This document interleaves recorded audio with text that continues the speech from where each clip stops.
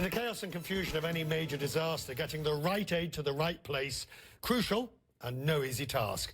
Now all of that will become easier thanks to Dubai's Royal Highness Princess Haya bint Al Hussein. CNN gained exclusive access to a new system that will share information amongst aid agencies. And I got a rare peek inside Dubai's giant international humanitarian city. An earthquake strikes Haiti in 2010. In 2013, a typhoon devastates the Philippines.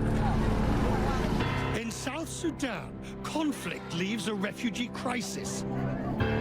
In Bangladesh, Rohingya victims are without food and shelter. Disasters natural and man-made. When aid is needed, it comes from deep in the desert of Dubai. That is the INC. All of these warehouses are full of humanitarian aid. And where's the aid coming from? We've got the UN agencies, we've got now 70 members, NGOs, different charities, and they store all their stuff here, and we facilitate and help coordinate in emergencies. Look at the size of this thing. An international humanitarian city under the leadership of Her Royal Highness Princess Haya bint Al Hussein. We can get anything anywhere in the world within 8 hours. And unfortunately, over 50% of now the humanitarian problems of the world are really around this MENA region. We supply for any humanitarian emergency, whether it's natural disaster or man-made. And we respond in a completely apolitical manner. Her Royal Highness is married to His Highness Sheikh Mohammed bin Rashid Al Maktoum, the Vice President and Prime Minister of the UAE and ruler of Dubai.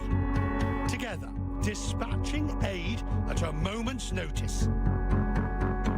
Taking advantage of the giant Jebel Ali port, buys 2 world-class airports.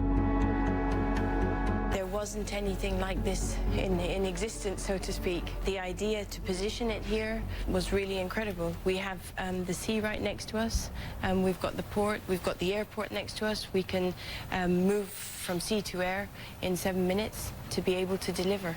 And logistics is, yes, it's a signature of Dubai. Logistics all in one place.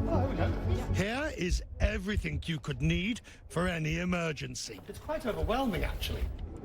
First aid and pharmaceuticals, tents and trucks, and food, making the difference between life and death.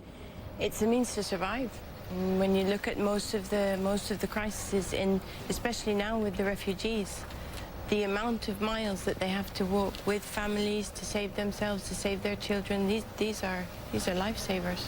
The amount of stories you have of refugees. Dubai wants to take aid and its expertise in logistics to the next level by linking up aid inventory around the world. Who's got what and where? Led by a former UN logistics expert, Giuseppe Saba. You have food in the warehouses, shelter, educational material protection, logistics assets, telecommunication, water and sanitation. Making sure aid moves fast needs support at the highest level by the ruler himself.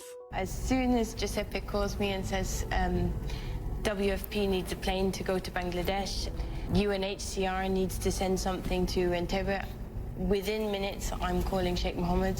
I'm asking him for permission to mobilize the aircraft. Dubai, known for its glitz and glamour, now helping disaster victims who've lost it all. I'm really proud of what he does and what the government of the UAE do and what I'm allowed to do. And it helps me to sleep at night. But I don't think any of the leadership here feels that they can pat themselves on the back and say it's a job well done. The nature of what we're dealing with, it's never well done till it's over.